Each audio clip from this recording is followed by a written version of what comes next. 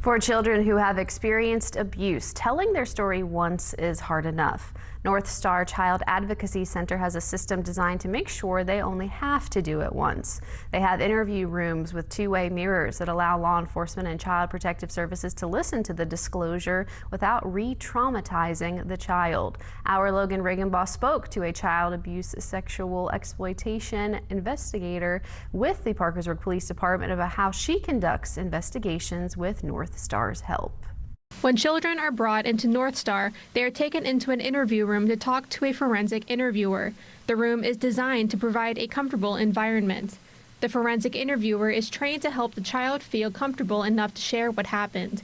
Janet Brandsassy, a child abuse sexual exploitation investigator for the Parkersburg Police Department, says this environment is better for children than a police station. Unlike an adult, kids are pretty much terrified. First, because they think they're going to be taken from their parents.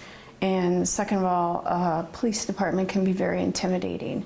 So we bring them here. Despite the abuse, children are often loyal to their abusers, especially if it's a parent. Janet says children are taught from day one that parents are the people they need. So when things are going wrong, they don't necessarily see them as bad because it's coming from those people, the people we trust. So it's hard for them to accept that this is not right. The interview rooms at North Star have two-way mirrors. This allows law enforcement and child protective services to listen to a child's answers.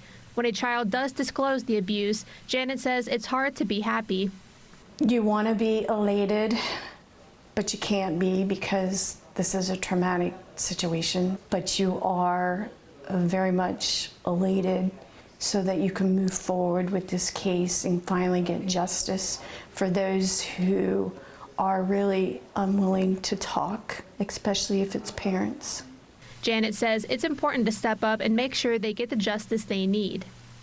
We have to be their voice. We have to be there to help them and to allow them to talk. After children meet with the forensic interviewer, they may be sent to see a therapist. With each therapy session, the child works towards regaining control of their life. Sarah O'Neill, a therapist for Spalding Psychological Services, says she uses things like dolls and Legos to allow them to properly express themselves in what they are feeling. But I find that sometimes they need a distraction for their brains to be able to be more open about what's happening. They don't feel like that pressure of somebody's just kind of staring at them while we're talking, because things can be pretty intense sometimes in therapy. Therapy sessions are not just about helping children feel comfortable enough to talk about what happened. While in therapy, the child and therapist set short-term and long-term goals. Sarah says therapy helps children work toward both immediate and lasting change. So short-term might be helping the kid just be able to go to school or be able to sleep in their own room again, just to be able to feel normal, some normalcy of not being afraid every moment. More long-term could be helping them understand that they aren't to blame for what happened and helping them understand what's a normal, healthy relationship. North Star relies on community support to keep these services running. WTAP and the Grand Central Mall are hosting the North Star Telethon on April 24th to help the organization raise money to continue their services.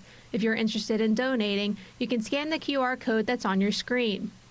Reporting from Parkersburg, I'm Logan Riggenbaugh for WTAP News. This is Home.